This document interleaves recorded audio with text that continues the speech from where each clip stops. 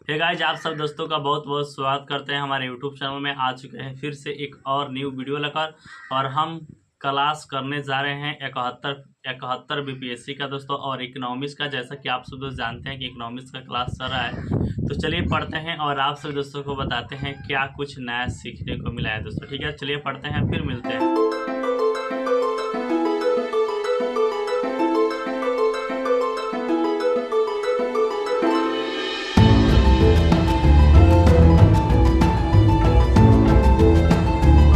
जैसा कि मैंने आप सब दोस्तों को बताया था कि हम 71 बीपीएससी का क्लास कर रहे थे, तो हमारा क्लास समाप्त तो हो चुका है। तो अब बात है दोस्तों बताने का क्या कुछ नया सीखने को मिला है दोस्तों। ठीक है, तो सबसे पहले दोस्तों पढ़ाई हुआ है नाबार्ड, उसके बाद दोस्तों पढ़ाई हुआ है सिडबी, उसके बाद दोस्तों पढ़ा हुआ है एनएचबी, उसके बाद दोस्तों पढ़ाई हुआ है एग्जिम, उसके बाद दोस्तों नवफीड। यह 5 प्रकार के जो अखिल वित्तीय संस्थान है, इसके बारे में दोस्तों कंप्लीट पढ़ाई हो गया है दोस्तों। ठीक है, और इसके बारे में कंप्लीट लिखाया गया है। और आप सब दोस्तों को क्लास का नोट्स चाहिए तो आप हमारे टेलीग्राम चैनल के साथ जुड़ सकते हैं। बात कर लेते हैं जो नाबार्ड है, यह दोस्तों गाँव के विकास के लिए काम करता है दोस्तों। गाँव के विकास के लिए ऋण प्रदान, गाँव के विकास के लिए जो ऋण दिया जाता है उसके नियम और कानून को बनाता है दोस्तों। वहीं बात की जाए सिडबी, तो सिडबी दोस्तों जो माइक्रो, स्मॉल और मीडियम प्रकार के जो उद्योग होते हैं, तो इनके लिए ऋण ऋण प्रदान करता है, जो कि नियम और कानून होता है वह बनाता है सिडबी दोस्तों।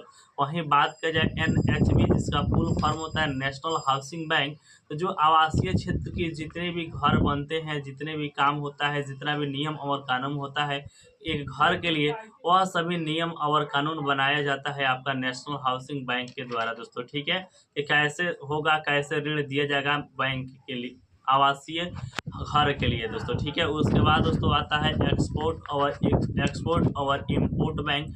यह क्या काम करता है, तो यह काम दोस्तों विदेश से आयात और यहाँ से जो निर्यात होता है, इसके लिए नियम और कानून को बनाता है आपका एक्सपोर्ट और इम्पोर्ट बैंक।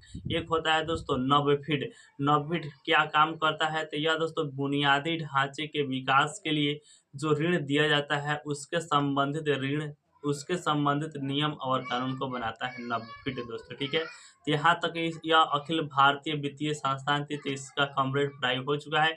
आइए जानते हैं आगे। उसके बाद दोस्तों पढ़ाया हुआ है लीड बैंक स्कीम। यह क्या है दोस्तों, इसकी शुरुआत कब होती है, आइए जानते हैं। इसकी शुरुआत होती है 1969 में और यह दोस्तों एक क्षेत्र में एक ही बैंक होता है। यह काम क्या करता है दोस्तों, यह इसका मुख्य काम यह होता है कि जो ग्रामीण क्षेत्र के लोग हैं उसको ऋण प्रदान करना दोस्तों। ठीक है, और यह लाभ के लिए काम नहीं करता है। ठीक है, उसके बाद दोस्तों पढ़ाया हुआ है भारतीय राष्ट्रीय भुगतान निगम, जिसे कहते हैं NPCI, national payment corporation of India दोस्तों। ठीक है, तो आइए जानते हैं इसके बारे में। इसकी स्थापना होती है आपका 2008 में, भुगतान और निपटान अधिनियम के अंतर्गत काम करता है दोस्तों। ठीक है, भुगतान और निपटान अधिनियम 2007 के अंतर्गत काम करता है दोस्तों। ठीक है, और यह इसका भी मुख्य काम लाभ के लिए नहीं होता है दोस्तों। ठीक है, अब बात कर लेते हैं किसके अंतर्गत में काम करती है, जो आपका एनपीसीआई है, यह दोस्तों आरबीआई और आईबीए के अंतर्गत काम करती है दोस्तों। ठीक है, बात कर लेते हैं इसका मुख्यालय कहाँ पे है, तो इसका मुख्यालय दोस्तों मुंबई में है दोस्तों। ठीक है, और बात करते हैं भारत में वित्तीय समावेशन का मदद करती है दोस्तों। ठीक है, और बात कर लेते हैं कौन कौन क्षेत्र में सेवा प्रदान करती है, तो यह दोस्तों 8 प्रकार से सेवा प्रदान करती है। जैसे कि आपको बताया कि यूपीआई से संबंधित जो भी होगा आपका एनपीसीआई देखेगा। एक होता है भीम ऐप, जैसे कि रुपये ऐप आ गया है, एईपीएस दोस्तों। ठीक है, आधार इम्बेड पेमेंट सिस्टम दोस्तों। ठीक है, अब बात कर लेते हैं एनपीसीआई के 10 बैंक प्रमोटर है दोस्तों। ठीक है, जो एनपीसीआई है इसमें 10 प्रमोटर है, 10 लोग प्रमोटर है, 10 बैंक प्रमोटर है दोस्तों। 10 बैंकों के द्वारा इसे बनाया गया है, यानी कि प्रयोजित किया गया है दोस्तों। ठीक है, कौन कौन सा बैंक है आइए इसके बारे में थोड़ा सा बता देते हैं। तो Canara bank, bank of Baroda, bank of India, union bank, आपका PNB, SBI, ICIC bank, HSBC, Citi bank और एचडीएफसी बैंक दोस्तों। ठीक है, यह 10 बैंक प्रयोजित की है आपका एनपीसीआई को दोस्तों। ठीक है, आगे जानते हैं। उसके बाद दोस्तों पढ़ाया हुआ है क्रेडिट रेटिंग एजेंसी। या इसका क्या काम होता है या क्या है, आइए जानते हैं। क्रेडिट रेटिंग एजेंसी यह दोस्तों एक सेबी की एक सहायक कंपनी है और यह काम क्या करती है, यह काम करती है दोस्तों लोगों की या कंपनी की या अन्य देशों के वित्तीय स्वास्थ्य का रेटिंग बताता है, यानी कि स्कोर कार्ड बताता है दोस्तों, ठीक है। और बात कर लेते हैं भारत की बहुत सी रेटिंग एजेंसियां हैं, जैसे कि सबसे पुरानी एजेंसी की बात की जाए तो क्रिसिल है दोस्तों, जिसका स्थापना हुआ है 1987 में और यह मुंबई में है दोस्तों, ठीक है। बात करते हैं विश्व के कुछ क्रेडिट रेटिंग एजेंसी का, जिसका नाम होता है S&P, जिसे आप बहुत ज़्यादा एड या प्रचार में देखे ही होंगे। दूसरा होता है मॉडीज, तीसरा होता है FITCH दोस्तों, ठीक है। यह विश्व के 3 क्रेडिट रेटिंग एजेंसियां जो बहुत अच्छी तरीक़ा से लोगों की क्रेडिट यानी कि स्कोर कार्ड को जारी करती है दोस्तों, ठीक है, जिसमें हमें लोन लेने में मदद होता है दोस्तों। घर लोन लेने में, हाउस लोन लेने में, कार लोन लेने में आदि मदद होता है दोस्तों, यही क्रेडिट रेटिंग एजेंसी के तहत ही दोस्तों, ठीक है। अब बात कर रहे हैं भारत में सभी व्यक्तियों के क्रेडिट स्कोर को सिविल द्वारा प्रदान किया जाता है दोस्तों। सिविल जो आपका स्कोर कार्ड होता है इसके द्वारा प्रदान किया जाता है, ठीक है। उसके बाद दोस्तों पढ़ाया हुआ है RBI। तो आइए जानते हैं RBI के बारे में कंप्लीट जानकारी दोस्तों। बात कर लेते हैं दोस्तों RBI की इतिहास की, ठीक है दोस्तों। तो सबसे पहले 1926 में आता है हिल्टन यंग कमीशन दोस्तों, ठीक है, जिसकी सिफारिश होती है कि भारत की एक केंद्रीय बैंक होनी चाहिए। उसी के सिफारिश पर दोस्तों 1934 में RBI एक्ट पास होता है दोस्तों, ठीक है। जब RBI एक्ट पास हो जाता है तब दोस्तों 1 अप्रैल 1935 को आपका रिजर्व बैंक ऑफ इंडिया की स्थापना होती है दोस्तों, ठीक है।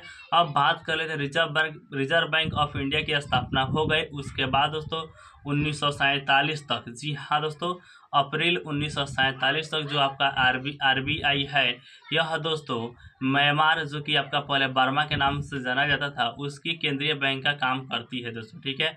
और आपका 47 तक, जी हाँ दोस्तों, जून 1948 तक पाकिस्तान के केंद्रीय बैंक का भी काम किया है दोस्तों, ठीक है। अब उसके बाद दोस्तों आ गया 1 जनवरी 1949, जी हाँ दोस्तों, 1 जनवरी 1949 को आपका RBI का राष्ट्रीयकरण हो गया दोस्तों, ठीक है। उसके बाद से यह सरकारी कंपनी बन गई, क्योंकि जब इसका स्थापना हुआ था 1935 में, तब यह एक प्राइवेट कंपनी के तौर पर दोस्तों इसका स्थापना हुआ था। उस समय RBI की पेड अप कैपिटल दोस्तों 5 करोड़ थी, लेकिन 1 जनवरी 1949 को आपका RBI एक सरकारी कंपनी बन गई दोस्तों, ठीक है। उसका आपका राष्ट्रीयकरण हो गया। आइए जानते हैं इसके बारे में। उसके बाद दोस्तों जान लेते हैं RBI के कार्यालय। तो सबसे पहले जब इसकी स्थापना होती है तब इसका हेडक्वार्टर रहता है कलकत्ता में, लेकिन 1937 में ही इसका चेंज कर दिया जाता है कलकत्ता से मुंबई दोस्तों, ठीक है, हेडक्वार्टर को, ठीक है। तब से अभी तक इसका हेडक्वार्टर आपका मुंबई में ही देखने को मिलता है दोस्तों, ठीक है। बात करते हैं 4 जोनल कार्यालय भी है। उत्तर की बात की जाए तो उत्तर में न्यू दिल्ली में है, दक्षिण में बात की जाए तो चेन्नई में है, और पश्चिम में बात की जाए तो मुंबई में है, और पूर्व में बात की जाए तो इसका कार्यालय आपका कलकत्ता में है दोस्तों, ठीक है। कुछ क्षेत्रीय कार्यालय भी है जो कि सभी राज्य के राजधानियों में स्थित है। वहीं कुछ उप कार्यालय भी है और 3 ट्रेनिंग कॉलेज भी है दोस्तों, जैसा कि मुंबई में है, चेन्नई में है और पुणे में है दोस्तों, ठीक है। बात कर रहे हैं टोटल भारत देश में जो आपका RBI है टोटल 31 लोकेशन से काम करती है दोस्तों, ठीक है। अब बात कर लेते हैं RBI के सदस्य। तो RBI के कितने सदस्य होते हैं, आइए इसके बारे में जानते हैं।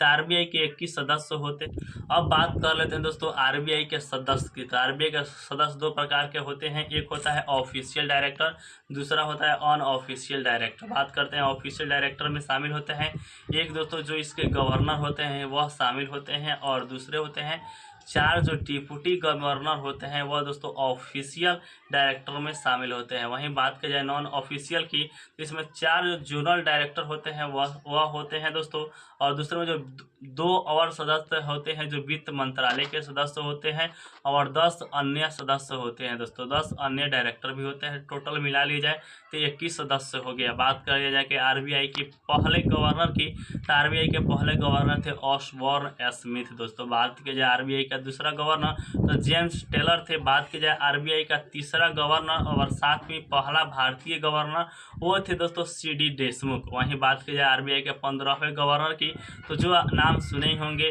डॉक्टर मनमोहन सिंह थे दोस्तों, ठीक है। वहीं बात की जाए आरबीआई के 23वें गवर्नर कौन थे, तो रघुराम राजन थे। बात की जाए आरबीआई के 24वें गवर्नर उर्जित आर पटेल थे। बात की जाए आरबीआई का 25वें गवर्नर जो कि वर्तमान में अभी है, तो उनका नाम है दोस्तों शक्तिकांत दास दोस्तों, ठीक है।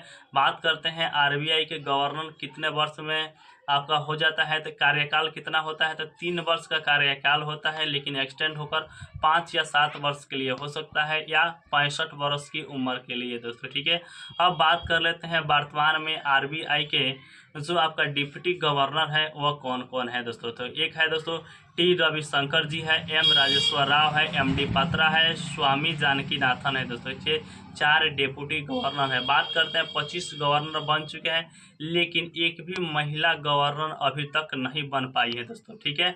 अब बात करते हैं आरबीआई की कितनी सहायक कंपनियां हैं, तो आरबीआई के दोस्तों 5 सहायक कंपनियां हैं। ये जानते हैं आगे पढ़ा हुआ है आरबीआई कौन सी रिपोर्ट जारी करती है, कौन सी रिपोर्ट तैयार करती है। यह 3 प्रकार की रिपोर्ट जारी करती है। एक होता है दोस्तों मौद्रिक नीति रिपोर्ट, दूसरा होता है वित्तीय स्थिरता रिपोर्ट, तीसरा होता है वित्तीय। अब बात कर लेते हैं दोस्तों आरबीआई के कार्य। आरबीआई के कौन कौन से काम होते हैं, जो मुख्य काम करती है। जैसा कि आप सब लोग जानते हैं, पहला काम यह होता है दोस्तों, कोई भी बैंक को अगर लाइसेंस लेना है तो लाइसेंस देने का काम करती है आपका आरबीआई। आरबीआई सभी बैंकों का दोस्तों बैंक है, अंतिम ऋणदाता के रूप में भी आरबीआई काम करते हैं। कहीं से भी अगर ऋण प्रदान नहीं होता है तब आरबीआई उस बैंक को ऋण देती है दोस्तों, ठीक है।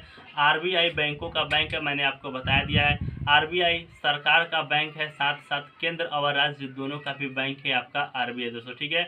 शाखों का नियंत्रण भी करने का कार्य भी आपका आरबीआई करती है दोस्तों, ठीक है। अब बात कर लेते हैं सभी बैंकों का विनियमन को मैंने बता ही दिया है। करेंसी नोट छापने का भी काम करती है आपका आरबीआई। यह कुछ महत्वपूर्ण कार्य थे आरबीआई का। तो यहाँ तक कंप्लीट पढ़ाई हो चुका है। कैसा लगा यह वीडियो आप सब दोस्तों को नीचे कमेंट कर बता दीजिएगा। मिलते हैं नेक्स्ट वीडियो में, तब तक के लिए जय हिंद।